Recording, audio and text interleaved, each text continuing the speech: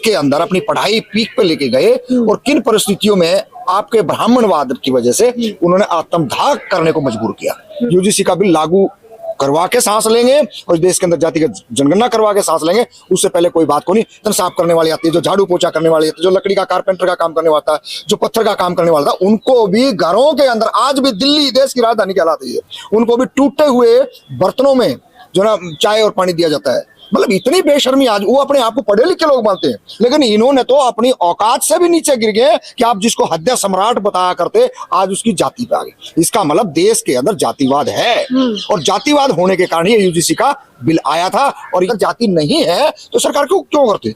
तो जातिवाद है, हर किसी को पता है और बड़े चरम सीमा पे है। नमस्कार, मैं ज्योति यादव और आप देख रहे हैं हिंद समाचार। लगातार यूजीसी के नए नियमों के समर्थन में भी आंदोलन किया जा रहा है, तो वहीं दूसरी तरफ उसे काला कानून बताकर देश भर में भी आंदोलन किया जा रहा है। हाल जंतर मंतर की वो तस्वीरें जो मैंने बकायदा आपको हिंद समाचार के माध्यम से दिखाई, उन्हीं तस्वीरों पे मैं आपसे चर्चा करना चाहूंगी। करनी सेना के लोग आते हैं, वीडियो मैंने आपको भी दिखाया, आपने खुद भी देखा होगा, घेराबंदी करके सवाल करने का प्रयास करते हैं। ना उन्हें नियम पता, ना कानून पता। इस आंदोलन को आप कैसे देख रहे हैं? सबसे पहले तो मुझे ये बताइए।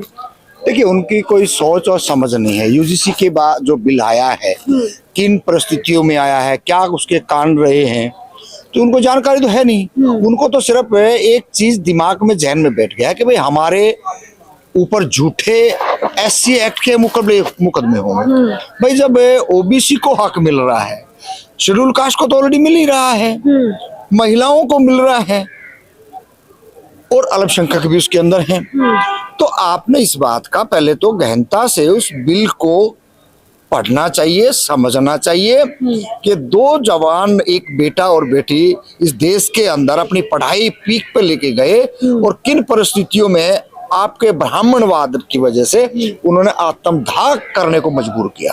तो ये उनको नहीं पता इन चीजों का, लेकिन उन्होंने तो आका ने कहा है, आके के इशारे से पूरे देश के अंदर हुड़दंग मचाना, ताकि वंचित और शोषित जो समाज है, जिन्होंने बहुत मेहनत करके खेतों में, खलिहानों में मजदूरी और दिहाड़ी करके वो बच्चों को दिल्ली यूनिवर्सिटियों जैसे बड़ी बड़ी यूनिवर्सिटियों के अंदर लेके आए हैं, तो कम से कम उनको 2, 4, 5 साल में कोई सम्मान मिल जाए। वो इस सम्मान देखना नहीं चाहते हो, वो यही चाहते हैं कि ये हमारे जो पहले जो पीढ़ियां थी, पहले जो हमारे जैसे दास बन के रहते थे, इसी तरीके से ये हमारे कहे में चले और हमारे जूते की नोक पर मैं अगर कहूँ तो कोई बड़ी बात नहीं है। उनकी मानसिक स्थिति खराब हो चुकी है, इसीलिए वो करनी सेना हो, चाहे हिंदू बजरंग दल हो या कोई और उनके संगठन हो, ये ऊपर से इनको इशारा मिलता है। और कितना इशारा मिलता है मैंने खुद देखा है। उनको ये नहीं पता कि आप डीसी को ज्ञापन देने आए हो, 5 लोग हैं, 7 लोग और डीसी को ज्ञापन देने आए, ना उनको ये पता यहाँ CID के लोग होंगे, ना उनको ये पता है कि ज्ञापन कब और कैसे देना है। लेकिन वहां पे पूरे का पूरा एक षड्यंत्र, एक लोगों को दिखाना, 2-4 अपने कैमरामैन को लेके आना कि देखो जी हम ज्ञापन देने गए थे, हम भी वहां थे, हमने भी देखा। मैं कहा जो गेट खोलने और बंद करने वाला होता है वो भी पंडित जी था। मैं कहा भाई ऐसा है, ये ज्ञापन देने आए हैं, आपके समाज के लोग हैं, आप ज्ञापन तो ले लो। अब वहां पे लोग हंस पड़े।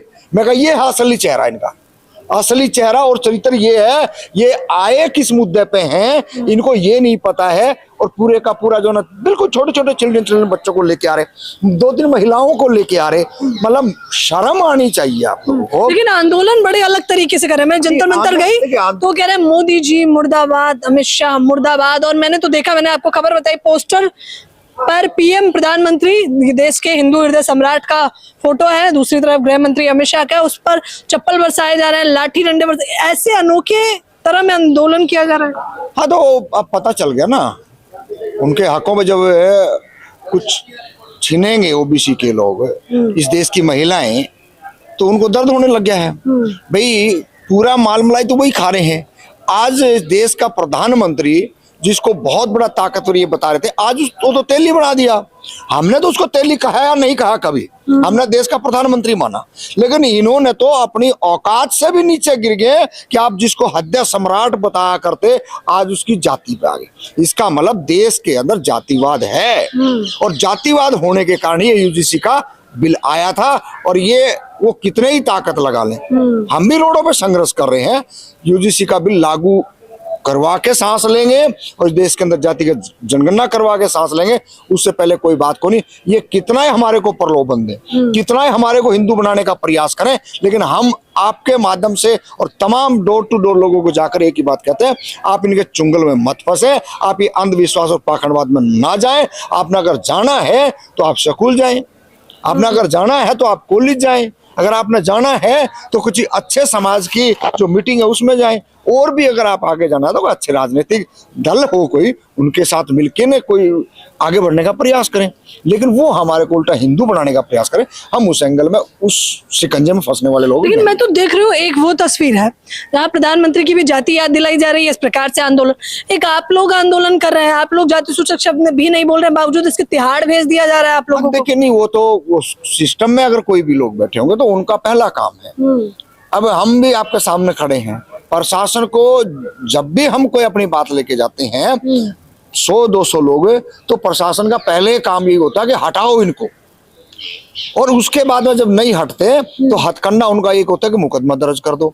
और हमने भी खुला कर रखा है, पूरे हरियाणा और दिल्ली की शासन प्रशासन जितने मुकदमे दर्ज करने भाई खुल के कर लो, क्योंकि हमने तो आदत पड़ गई है, जेल नजदीक है, घर नजदीक है, कोर्ट नजदीक है, तो डरना किस बात का है। कोई किसी का बच्चे को छेड़खानी करके नहीं जा रहे, किसी के हकमारी नहीं कर रहे। अरे समाज के लिए अगर लड़ेंगे तो जेल जाना पड़ेगा, ये डरने की चीजें नहीं है। जब तक जेल नहीं जाओगे, जब तक आप खुल के अपने हक अधिकार की आवाज भी नहीं उठा पाओगे, डरोगे तो मरोगे। तू तो कह रहा है जातिवाद ही नहीं है, बताइए इसका क्या जवाब। जातिवाद है, जातिवाद है तभी तो ये बिल आ रहा है। जातिवाद है तो सरकार ने मानना ना, हमने तो रोड पर संघर्ष किया, सरकार ने मानना ना कि हम जाति की जनगणना कराएंगे।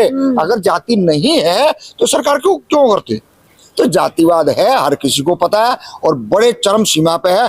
मैं दिल्ली के बीच में खड़े हैं और यहाँ से 10 कदम पे जाके देख लो, जो बर्तन साफ करने वाले आते हैं, जो झाड़ू पोछा करने वाले आते हैं, जो लकड़ी का कारपेंटर का काम करने वाला था, जो पत्थर का काम करने वाला था, उनको भी घरों के अंदर, आज भी दिल्ली देश की राजधानी कहलाती है, उनको भी टूटे हुए बर्तनों में जो ना चाय और पानी दिया जाता है। मतलब इतनी बेशर्मी, आज वो अपने आप को पढ़े लिखे लोग मानते हैं, अपने आप को बहुत बड़े। ये हालात देश की राजधानी में है, तो आप सोचिए गांव देहातों में तो वहां जातिवाद भी होगा, हिंदू मुस्लिम भी होगा, क्योंकि ये 14 में यही बहानेबाजी करके ना देश के अंदर इन्होंने सरकार बनाई। और ये अपने कहीं ना कहीं अगर देखा जाए अपने मंसूबों में कामयाब हुए हैं, लेकिन आगे इनका अब ज्यादा लंबा समय चलने वाला नहीं है। सत्ता से भी बाहर होंगे और ये हिंदू मुस्लिम का कार्ड भी इनका बंद होगा, बैन होगा। करवा पाएंगे आप लोग यूजीसी के नए नियम लागू? बिल्कुल इस देश के नागरिकों को बिल्कुल डरने की, घबराने की जरूरत नहीं है। आप खाली रोड के ऊपर खड़े हो रहे हैं, आपने कुछ करने की जरूरत नहीं है।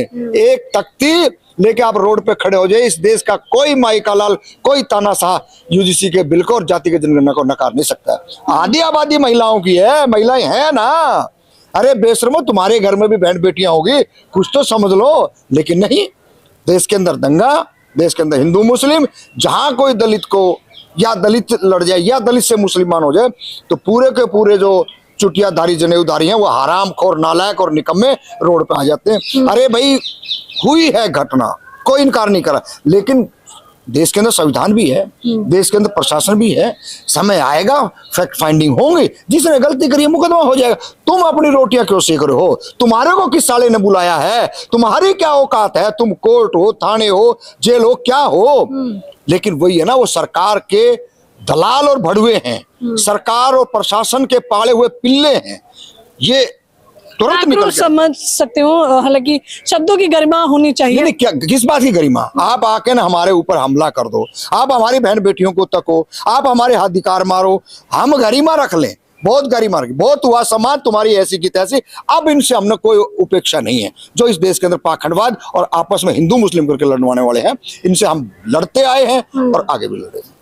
पूरे देश के जनता जो आपको देख रही है, क्या कहना चाहेंगे? हम तो यही कहेंगे, आपस में भाईचारा बना के रखें। हम इसी देश के एक गुलदस्ते की तरह हैं, हिंदू भी, मुस्लिम भी, दलित भी, पिछड़े भी, और सबको समान शिक्षा के लिए, रोजगार के लिए, हिस्सेदारी के लिए बात होनी चाहिए।